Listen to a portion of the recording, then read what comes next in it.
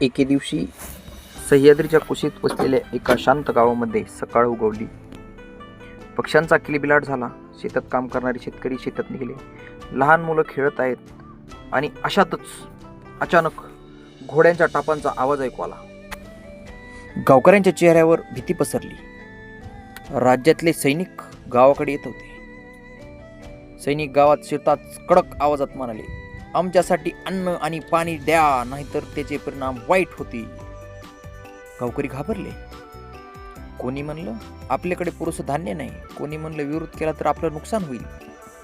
सगळ्यांची नजर एका लहान मुलाकडे वळली. तो होता बाल शिवाजी, शिवबा. शिवबाच्या डोळ्यात भीती नव्हती, होती ती विचाराची ठिणगी.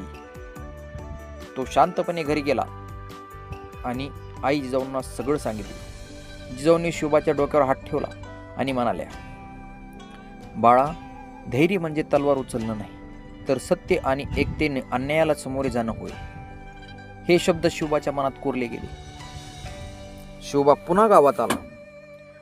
तो सैनिकासमोर उभे राहिला आणि नम्र पण ठाम आवाजात म्हणाला, आम्ही गरीब गावकरी आहोत. आमच्याकडे थोडेसं अन्न आहे, ते आम्ही आनंदाने देऊ, पण जबरदस्ती आणि धमकी योग्य नाही. सैनिक आश्चर्यचकित झाले. एवढ्या लहान वयात एवढं धैर्य? एवढ्यात शिवबा पुढे म्हणाला, या गावात सगळे एक आहेत. एखाद्याला दुखवलं तर सगळ्याला दुखेल.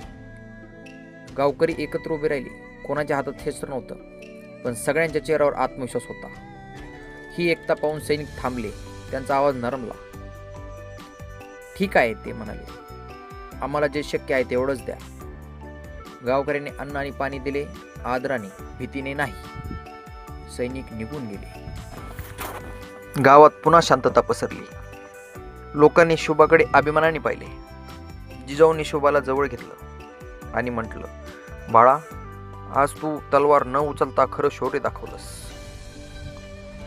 हीच होती बाल शिवाजीची शौर्यगाथा.